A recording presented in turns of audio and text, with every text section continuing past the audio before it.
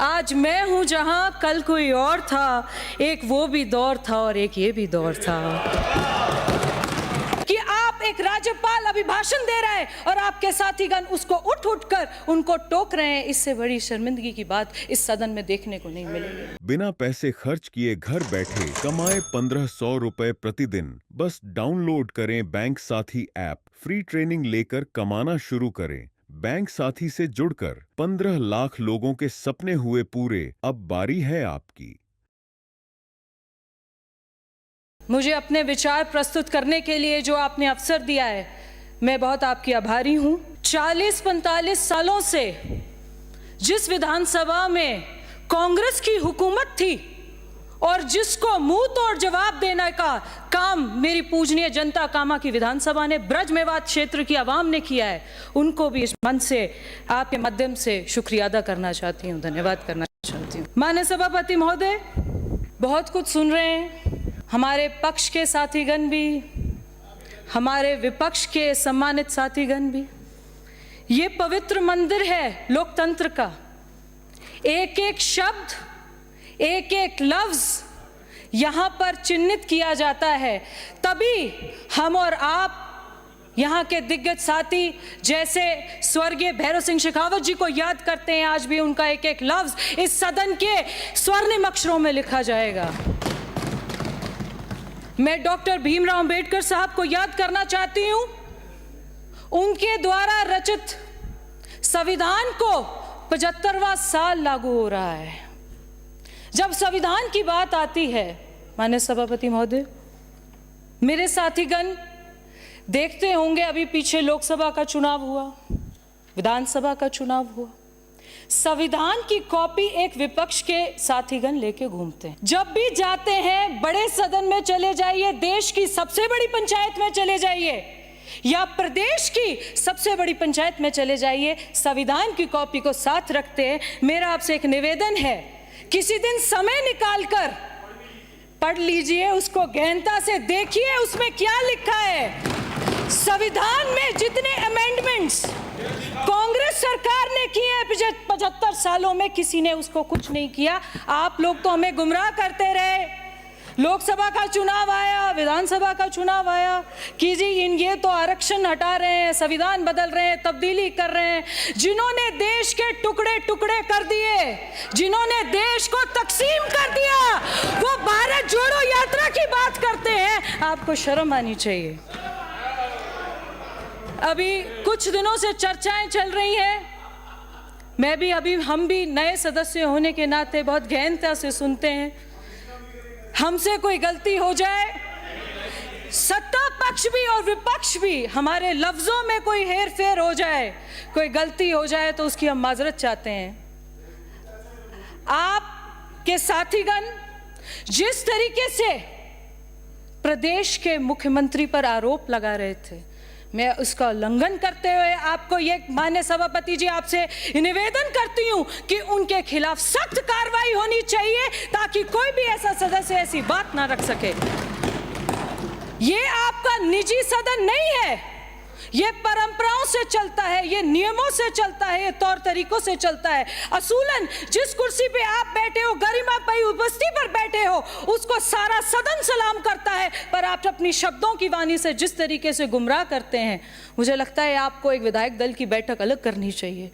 सिर्फ मैनरिज्म्स पे करनी चाहिए, सिर्फ जेस्चर्स पे करनी चाहिए। एक सेशन आप भी लगाइए। हमारे यहाँ तो प्रशिक्षण का बहुत बड़ा केंद्र है, प्रशिक्षण होते रहते हैं। एक प्रशिक्षण आप भी संविधान पे रखिए तो पता चलेगा कि संविधान में अंकित क्या है। जब महामहिम राज्यपाल जी बोल रहे थे, अभिभाषण दे रहे थे, constitution of India declares it कि एज अ स्टेट, जो वो स्टेट के पूरे वलावली है, हेड है, he exercises the same powers as the president of the country. If you are in a position कि आप एक राज्यपाल अभिभाषण दे रहे हैं और आपके साथीगण उसको उठ कर उनको टोक रहे हैं, इससे बड़ी शर्मिंदगी की बात इस सदन में देखने को नहीं मिलेगी।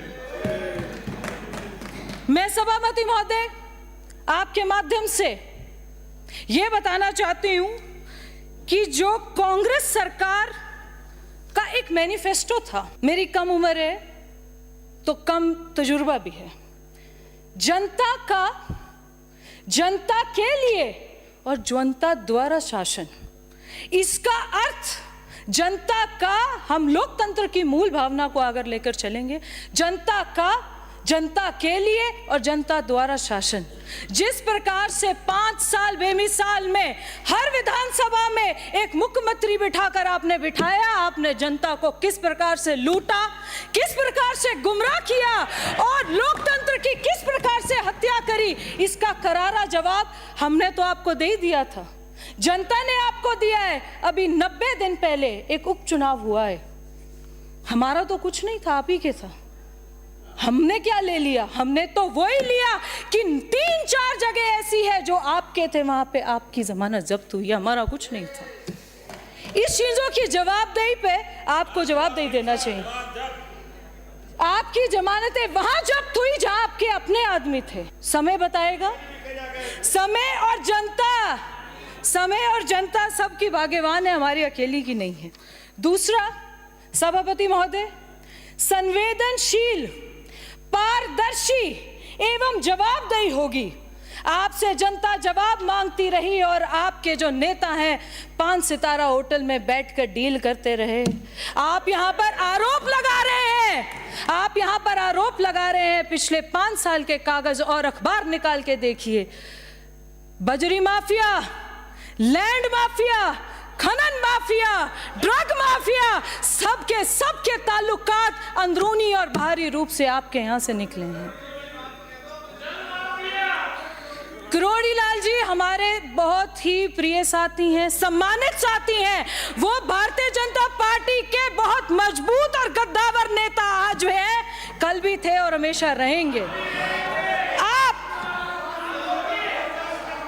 ऐसा एक भी, ये इस प्रदेश का सौभाग्य है कि भजन लाल शर्मा जैसा ईमानदार, कर्मशील और काम करने वाला मुख्यमंत्री मिला है, जो अपनी जनता को नहीं, अपने विधायकों को नहीं, विपक्ष के विधायकों को भी जब समय मांगते हैं तब मिलता है। आपने वो समय देखा है कि आपका आपसी तालमेल बिगड़ा रहता था, आपको ये पता नहीं था किसके द्वार पे जाके क्या कहना है, कहां जाके क्या मांगना है, किनसे जाके कैसे टिकट मांगेंगे। आप तो 5 साल आपसी तालमेल को बिगाड़ने में लगे रहे। ये डबल इंजन की सरकार है, ये एकजुट होकर चलने की सरकार है, ये विकास की सरकार है, ये प्रगति की सरकार है। आपकी तरह तालमेल, आपसी बिगाड़ की तरह सरकार नहीं है। हमारे मंत्रीगण बैठे हैं, एक भी, किसी भी मंत्रीगण पे 1 रुपए का आरोप नहीं लगा सकते आप। ये 1 साल की जो पूरी हमारी भागीदारी है वो ये है। आपने बोला जी ट्रांसफर खोल दिए, आपके एक मजबूत बड़े साथीगण कह रहे थे बहुत अच्छा किया जी ट्रांसफर खोल दिए। ये वो सरकार है कि आपके लगाए अधिकारियों को राज कैसे बदलता है और जनता के लिए कैसे काम करना है, भ्रष्टाचार छोड़कर इस सरकार ने सिखाया है। ये किसी और के सरकार का नहीं सिखा सकते थे। राज्यपाल जी के अभिभाषण के बाद चर्चाएं आती रहीं कि जी विजनलेस है, मार्ग नहीं है, किसी तरीके का आगे डिटेल्ड पर्पस नहीं है।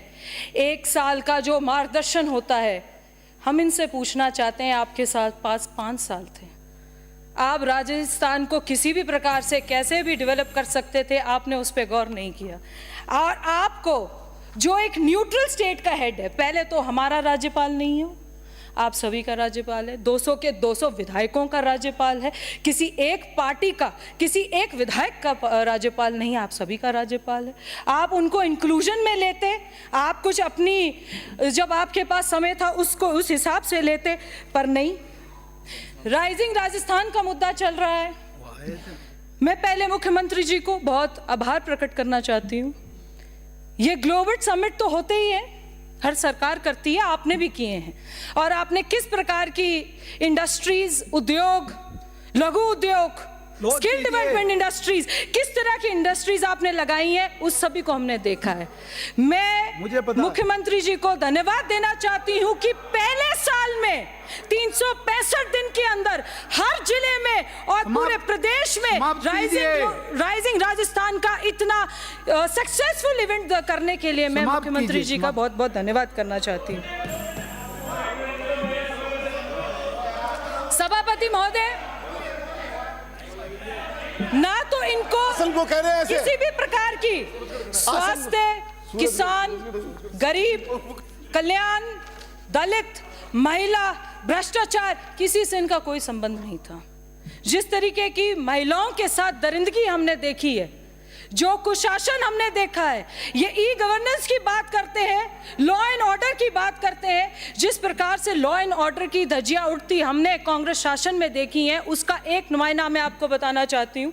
एक और गंभीर बीमारी से हम और आप पीड़ित हैं, उसको साइबर क्राइम कहते हैं, और उसका अड्डा पूरे देश का घनश्याम जी महल कामा विधानसभा को बनाकर वहां पर साइबर क्राइम को इन्हीं के साथियों ने प्रमोट किया, और साइबर क्राइम के जितनी गतिविधियां थी उसके पहली बार निर्वाचित होकर आई है, एक बिल्कुल युवा विधायक इतनी बढ़िया तरीके से बोल रही है। 2 मिनट और बोलने दीजिए, हमारी पार्टी का समय कम कर देना पड़ेगा।